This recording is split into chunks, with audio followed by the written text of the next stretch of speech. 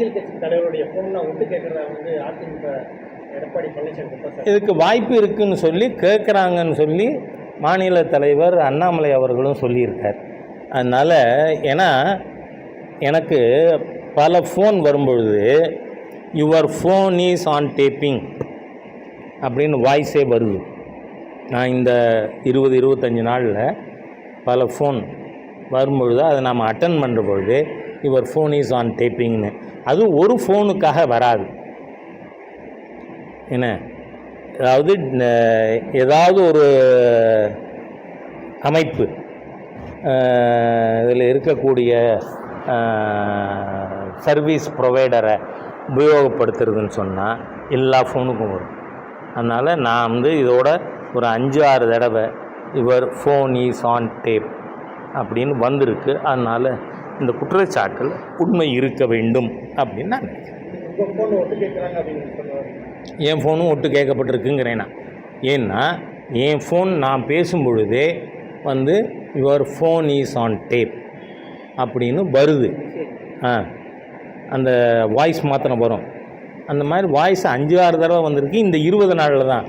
அதுக்கு முன்னாடி என் ஃபோனில் அந்த மாதிரி வந்ததில்லை. அதனால தான் நான் எல்லார்ட்டையும் இப்போ வாட்ஸ்அப்பில் வந்தால் சேஃபாக இருக்கும்னு சொல்லியெல்லாம் நினைக்காதீங்க. ஈவன் வாட்ஸ்அப் இஸ் நாட் இது டேப் ப்ரூஃப் அப்படின்னு சொல்லி நான் எதுவும் டிஸ்கஸ் பண்ணுறதில்லை.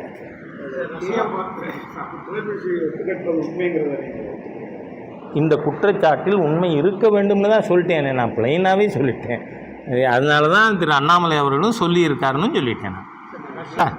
சரி, கெஜ்ரிவால் குற்றம் பண்ணியிருக்கார், ஈடியோட கேஸுக்கு ஆதாரம் இருக்குன்னு உயர்நீதிமன்றம் டெல்லியில் சொல்லியிருக்கா இல்லையா?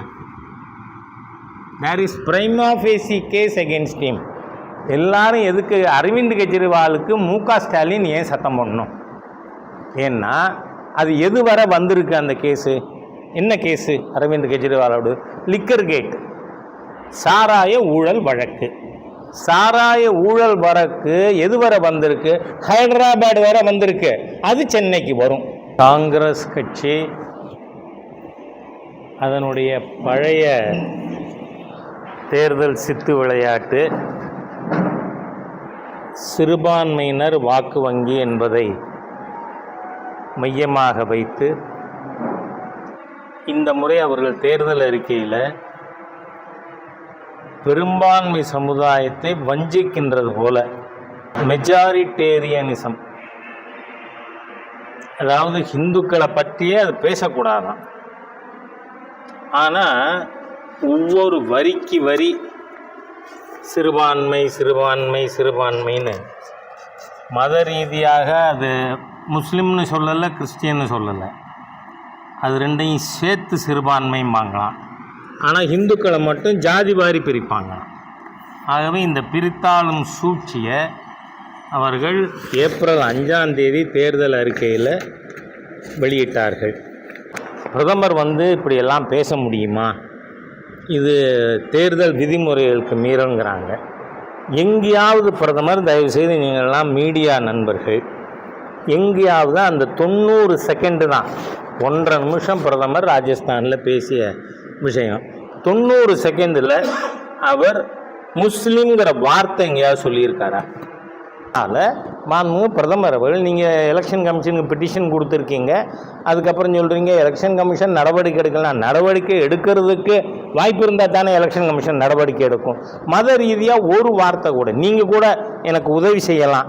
மாண்புமிகு பிரதமர் அவர்கள் பேசினதில் முஸ்லீம்ன்ற வார்த்தை சொல்லிவிட்டார். இருந்ததுன்னா காட்டு, நீங்கள் சொல்கிறதுக்கு நான் கட்டுப்படுறேன். எங்கேயுமே அவர் மதத்தை குறிக்கலை. பிரதமர் அவர்கள் பேசினதில் மத ரீதியிலான ரெஃபரன்ஸ் எதுவுமே இல்லை. அவர் முஸ்லீம்கள்னோ கிறிஸ்தவர்கள்னோ எந்த ஒரு வார்த்தையும் உபயோகிக்கலை. நீங்கள் தான் வரிக்கு வரி சிறுபான்மையினர் சிறுபான்மையினர் சிறுபான்மையினர்னு உபயோகப்படுத்தியிருக்கீங்க. ஆகவே மக்கள் மத்தியில் ஒரு தவறான எண்ணத்தை ஏற்படுத்த மதத்தின் அடிப்படையில் ஜாதி அடிப்படையில் இந்துக்களை பிரிக்கணும், மதத்தின் அடிப்படையில் சிறுபான்மையினரை இணைக்கணும், இணைச்சி எப்படியாவது ஆட்சிக்கு வரணும்னு. ஆனால் மக்கள் தெளிவாக இருக்காங்க.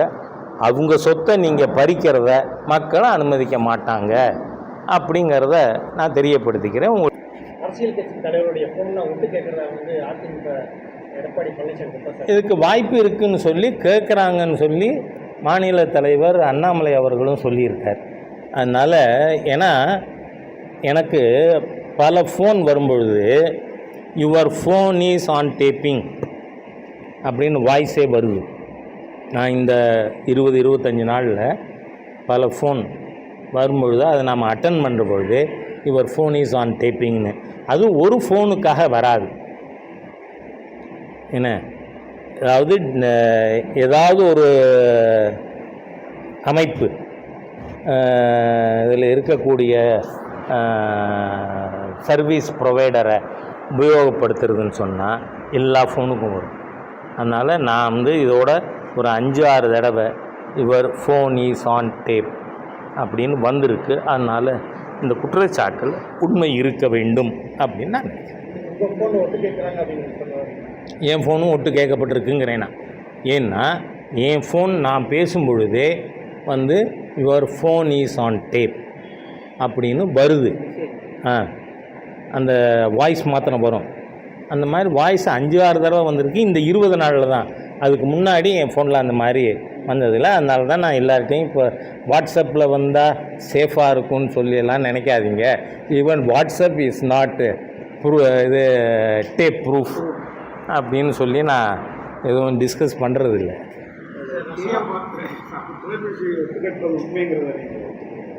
இந்த குற்றச்சாட்டில் உண்மை இருக்க வேண்டும்னு தான் சொல்லிட்டேன். நான் பிளைனாகவே சொல்லிட்டேன். அதனால தான் திரு அண்ணாமலை அவர்களும் சொல்லியிருக்காருன்னு சொல்லிட்டேன் நான். சரி, கெஜ்ரிவால் குற்றம் பண்ணியிருக்கார், ஈடியோட கேஸுக்கு ஆதாரம் இருக்குன்னு உயர்நீதிமன்றம் டெல்லியில் சொல்லியிருக்கா இல்லையா? There is prima facie case against him. எல்லாரும் எதுக்கு அரவிந்த் கெஜ்ரிவாலுக்கு முக ஸ்டாலின் ஏன் சத்தம் போடணும்? ஏன்னா அது எது வரை வந்திருக்கு அந்த கேஸு? என்ன கேஸு? அரவிந்த் கெஜ்ரிவாலோட லிக்கர் கேட், சாராய ஊழல் வழக்கு. சாராய ஊழல் வழக்கு எது வரை வந்திருக்கு? ஹைதராபாத் வரை வந்திருக்கு. அது சென்னைக்கு வரும். சென்னைக்கு வரும். திராவிட முன்னேற்ற கழகத்தில் சாராயம் உற்பத்தி பண்ணி வித்துன்னு இருக்கிற அத்தனை பேரும் ஜூன் 4க்கு பிறகு ஜெயிலுக்கு போவாங்க. அது முதலமைச்சரா, அமைச்சரா, எம்பியா, அதை பற்றி கவலை இல்லை. இப்போ கவிதா சந்திரசேகர் ராவ் மக ஜெயிலில் தானே இருக்கு. ஏன்? சாராய ஊழலில் அதுவும் பங்கு. 10,000 கோடி ரூபாய்க்கு டெல்லியில் லிக்கர் கேட், அதனால ஜெயிலில் இருக்காங்க. இந்த குற்றவாளிகளெல்லாம் ஒன்றா சேர்ந்துன்னு கூச்சல் போட வேண்டாம் அப்படின்னு கேட்டுக்கிறேன். மணல் குவாரி வழக்கில் வந்து நீங்கள் வந்து ஐஏஎஸ் அதிகாரிகள்லாம் வந்து ஆஜராயிருக்க வீடியில் அடுத்த கட்டம் நடத்திக்க. அது தமிழ்நாடு தேர்தல் முடிஞ்சிருச்சு, அதனால இவங்க ஆஜராகலாம். இவங்களுக்கு பல தகவல்கள் தெரியும். இந்த குடியாத்தம் குமரன் திமுக காரர், அவர் என்ன சொல்லியிருக்காரு? துரைமுருகன் 60,000 கோடி மணலில் கொள்ளையடிச்சிருக்கார் அப்படின்னு. இதெல்லாம் இந்த ஐஏஎஸ் அதிகாரிகளுக்கு தெரியாமல் நடக்குமா? இதுலேயும் சுப்ரீம் கோர்ட்டுடைய ரூலிங். இன்றைக்கி அவங்க அப்பீர் ஆகிறதுக்கே ரீசன் சுப்ரீம் கோர்ட்டு தீர்ப்பு. நீங்கள் 5 பேரும் அப்பீர் ஆகணும், உங்களுக்கு தெரிந்த விஷயங்களை இந்த ஈடிக்கு முன்னாடி சொல்லணும் அப்படின்னு சொல்லியிருக்காங்க. அதனால் அப்பீர் ஆகி